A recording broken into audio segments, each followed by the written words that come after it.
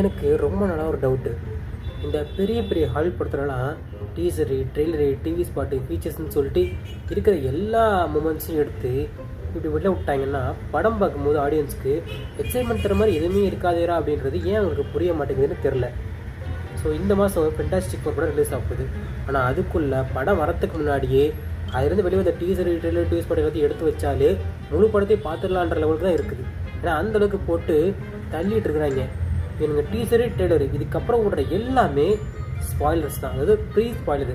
எங்களே எல்லாத்தையும் ஸ்பாய்லர் பண்ணிட்டு படம் வரும்போது நோ ஸ்பாய்லர் போட்டு போஸ்ட் போடுவாங்க. அதுக்கு தான் இவங்க லைக்கு. பட் அவங்க பாயிண்ட் ஆஃப் வியூ பார்க்கும்போது புரியுது, இந்த மாதிரி ஓவராலாக குளோபல் லெவலில் மார்க்கெட்டிங் இருக்குது, எல்லாத்துக்கும் எல்லாமே தெரிவிக்கணும்னா இந்த மாதிரி கிளிப்ஸ் நிறையா விட்டு தான் ஆகணும்னு சொல்லிட்டு. ஆனால் அதுக்கு நீ இப்படியா ஒரு டீசரு, ஒரு ட்ரெய்லரு இது வந்து ஒரு படத்துக்கு போதுமானதான். இதுக்கப்புறம் வர எல்லாமே தேவையில்லாத விஷயங்கள்னு எனக்கு தோணுது. உங்களுக்கு என்ன தோணுது? ஐ திங்க் இந்த ப்ரொமோஷன் வைஸ் பார்க்கும்போது இதை ப்ராப்பராக யூட்டிலைஸ் பண்ணது எண்டு கேம் மட்டும்தான் நினைக்கிறேன். ஏன்னா அதில் மட்டும்தான் அழகாக டீசர், ட்ரெய்லர் இதோட லெவல் இவ்வளோ தான் நாங்கள் காட்ட போகிறோம். இதுக்கப்புறம் உள்ள எல்லாமே நீங்கள் படத்தில் பார்த்துக்கிறோம் அப்படின்னு சொல்லி விட்டாங்க. அது செம்மையாக ஒர்க் அவுட் ஆயிருந்துச்சு. அந்த மாதிரி எல்லாரும் பண்ணால் நல்லாயிருக்கும். பட் ஆனால் பண்ண மாட்டுறாங்களே.